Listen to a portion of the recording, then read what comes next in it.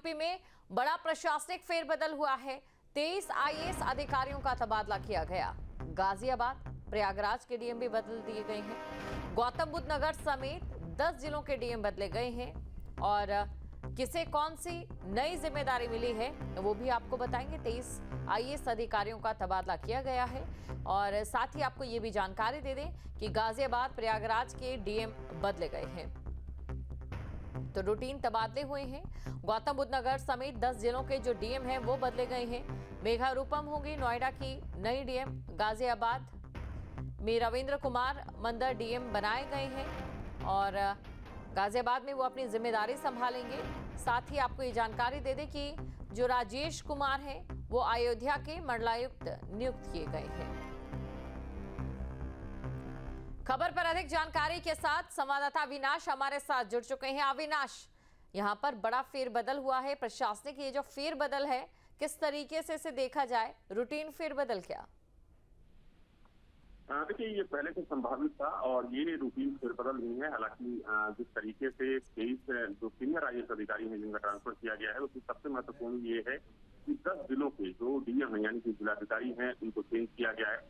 और एक महत्वपूर्ण चीज आपको ये भी बता दूं कि अगर हम मंडलायुक्त अयोध्या की बात करें तो उनसे भी वहां से हटा दिया गया है। इसके अलावा दीपक राणा, क्योंकि अगर हम दिल्ली एनसीआर की बात करें तो दिल्ली एनसीआर के 2 ऐसे जिले हैं, खासतौर पर गाजियाबाद की बात करें या फिर नोएडा की बात करें, गौतम बुद्ध नगर की बात करें, तो ये वो जिले हैं जिस पर नजर आती है। तो दोनों जिलों के जो जिलाधिकारी हैं उनको चेंज कर दिया गया है। दीपक मीणा जो गाजियाबाद के जिलाधिकारी हुआ करते थे, अब उनको गोरखपुर जो कि सीएसटी के नाम से जाना जाता है वहां का डीएम बनाया गया है। और गाजियाबाद का जो डीएम बनाए गए हैं रविंद्र कुमार को अब नया चार्ज दिया गया है। इसके अलावा अगर मनीष कुमार वर्मा की बात करें जो अभी तक गौतम बुद्ध नगर के जिलाधिकारी हुआ करते थे, उनको प्रयागराज जो कि काफी एक महत्वपूर्ण जगह और महत्वपूर्ण तैनाती मानी जाती है, तो वहां की जिम्मेदारी दी गई है। इसके अलावा जो नेहा रूपम है जो कासगंज की जिलाधिकारी हुआ करती थी, उनको अब एक महत्वपूर्ण तैनाती दी गई है। उनको नोएडा का यानी कि गौतम बुद्ध नगर का डीएम बनाया गया है। वहीं अगर हम प्रणव सिंह की बात करें जो अपर आयुक्त थे गन्ना एवं गन्ना विभाग में, उनको जिलाधिकारी कासगंज बनाया गया है। तो ये तमाम बदलाव किए गए हैं और इसको रूटीन की तरह देखा जा रहा है, लेकिन फिर भी जिस तरीके से 10 जिलों के जिलाधिकारी चेंज किए गए हैं इस चर्चा का विषय बना हुआ। बिल्कुल। और देखिए अविनाश, जरूरी होता है इस तरीके का फेरबदल भी होना। कहा जाता है कि अधिकारियों का जब फेरबदल होता है तो जो प्रशासनिक व्यवस्था है वो और भी ज्यादा बेहतर तरीके से चलती है, क्योंकि अक्सर ये कहा जाता है कि एक अधिकारी जितने लंबे समय तक यहाँ एक जगह पर रहता है तो कई ऐसी खामियां भी निकल कर सामने आती हैं। क्या ये चीजें भी कितनी यहाँ पर दिखाई देती हैं, इसको लेकर भी जरा जवाब दीजिए। देखिए, ब्यूरोक्रेसी की एक सच्चाई है कि कोई भी अधिकारी अगर एक जगह लंबे समय तक वहां पर टिक कर रहता है, हालांकि ये जरूरी नहीं होता है, वो डिपेंड करता है अधिकारी के नेचर पर। लेकिन अक्सर देखा जाता है कि अगर कोई अधिकारी एक जगह पर लंबे समय से काम कर रहा है तो वहां पर कहीं ना कहीं जो ट्रांसपेरेंसी है यानी कि काम करने की और जो प्रशासनिक जो पारदर्शिता की जब हम बात करते हैं तो उसमें कमी देखी जाती है।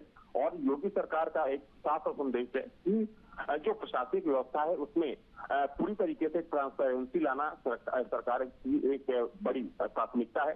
तो जाहिर सी बात है कि इन्हीं चीजों को ध्यान में रखते हुए ये बड़ा प्रशासनिक फेरबदल कल देर रात किया गया है। तो बिल्कुल बड़ा प्रशासनिक फेरबदल यहाँ पर ये हुआ है। शुक्रिया तमाम जानकारी को दर्शकों तक पहुंचाने के लिए। सीएम योगी आदित्यनाथ का प्रयागराज दौरा आज रहने वाला है। प्रयागराज विधानचल मंडल के जनप्रतिनिधियों के साथ बैठक करेंगे। बाढ़ जैसे हालातों से निपटने के लिए दिशा निर्देश भी दिए जाएंगे। तो ये बड़ी खबर आपको बता रहे हैं, सीएम योगी आदित्यनाथ का प्रयागराज दौरा आज रहने वाला है। जनप्रतिनिधियों के साथ बैठक करेंगे। तो आपको ये जानकारी दे दें, उनके दौरे को लेकर जो तैयारियां हैं वो भी परिपूर्ण हैं। बाढ़ जैसे हालातों से निपटने के लिए दिशा निर्देश दिए जाएंगे। तो सीएम योगी आदित्यनाथ का प्रयागराज दौरा, ये बड़ी खबर आपको बता रहे हैं। जनप्रतिनिधियों के साथ बैठक करेंगे। तो जनप्रतिनिधियों के साथ बैठक होगी। बाढ़ जैसे हालातों से निपटने के लिए दिशा निर्देश दिए जाएंगे। बाढ़ को लेकर क्या स्थिति है इसकी जानकारी अधिकारियों से ली जाएगी। और देश भर में नाग पंचमी की धूम है। शिवालयों में भक्तों की भीड़ उमड़ पड़ी है। सुबह से दर्शन के लिए लंबी लंबी कतारें भी लग चुकी हैं। बड़ी खबर आपको बता रहे हैं, देश भर में जहां पर नाग पंचमी की धूम, शिवालयों में भक्तों की भीड़ देखने को मिल रही है। तो शिवालयों में भक्तों की भीड़ लग चुकी है। बड़ी खबर आपको बता रहे हैं, सुबह से ही दर्शन के लिए लाइन लगी है। तो दर्शन के लिए कतारों में भक्तगण खड़े हैं और नाग पंचमी बनाई जा रही है।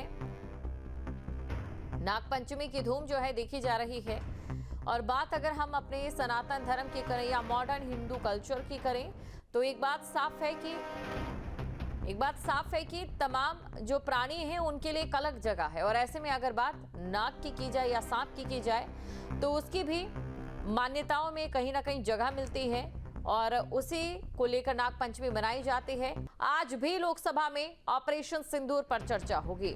विपक्ष के सवालों का जवाब देंगे गृह मंत्री अमित शाह।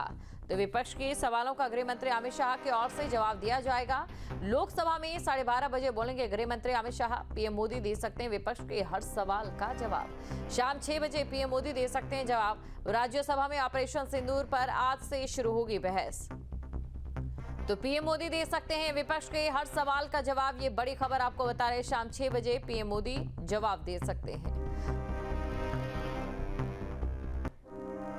और संसद में ऑपरेशन सिंदूर पर चर्चा लगातार जारी है। विदेश मंत्री के बयान के दौरान विपक्ष के हंगामे पर गृह मंत्री अमित शाह ने हमला बोला। कहा कि विपक्ष को दूसरे देशों पर भरोसा है, विपक्ष को देश के विदेश मंत्री पर भरोसा नहीं, इसीलिए कांग्रेस आज विपक्ष में है। तो विपक्ष को देश के विदेश मंत्री पर भरोसा नहीं, एक चुनाव प्रतिनिधि बोल रहा है और सुन नहीं रहे। ये उनकी ओर से निशाना साधा गया है विपक्ष पर। बात की आपत्ति है, भारत देश का शपथ लिया हुआ विदेश मंत्री यहाँ स्टेटमेंट कर रहा है, उस पर भरोसा नहीं है, उनको किसी और देश पर भरोसा है। मैं समझ सकता हूं उनकी पार्टी में विदेश का महत्व क्या है, मगर इसका मतलब ये तो नहीं है पार्टी की सारी चीजें यहाँ सदन में आकर थोपे। भारत के विदेश मंत्री पर भरोसा नहीं करोगे? ओथ लिया हुआ व्यक्ति यहाँ पर बोल रहा है, ही इज रिस्पॉन्सिबल। माननीय अध्यक्ष जी, इसीलिए ये वहां बैठे हैं और 20 साल तक वहीं बैठने वाले हैं। और ट्रंप के दावों पर भी संसद में विदेश मंत्री एस जयशंकर का बयान। सीज फायर को लेकर अमेरिका से कोई बातचीत नहीं हुई है। जो व्यापार की बात कही जा रही है वैसा कुछ हुआ ही नहीं। 22 अप्रैल से लेकर 17 जून तक कोई बातचीत नहीं हुई। ये तमाम बातें उनकी ओर से कही गई हैं। जो व्यापार की बात कही जा रही है वैसा कुछ नहीं हुआ है। 22 अप्रैल से लेकर 17 जून तक कोई बातचीत नहीं हुई है। जानकारी आपको दे दें कि अमेरिका की ओर से बयान दिया गया था कि हम भारत के साथ एक बड़ी डील करने जा रहे हैं। उससे पहले टैरिफ वॉर में भी भारत जो है कहीं ना कहीं अमेरिका को एक तरीके से ये साफ करता रहा कि वो टैरिफ वॉर अगर शुरू करता है तो भारत भी उसी लिहाज से काम करेगा। जहां भक्ति है हर शब्द में, कथाओं में छुपे हैं दिव्य रहस्य और ज्योतिष देता है जीवन को दिशा। धर्म से जुड़ी हर बातों को जानने के लिए हमारे चैनल स्तुति को सब्सक्राइब करें। चैनल पर जाने के लिए इस लिंक पर क्लिक करें।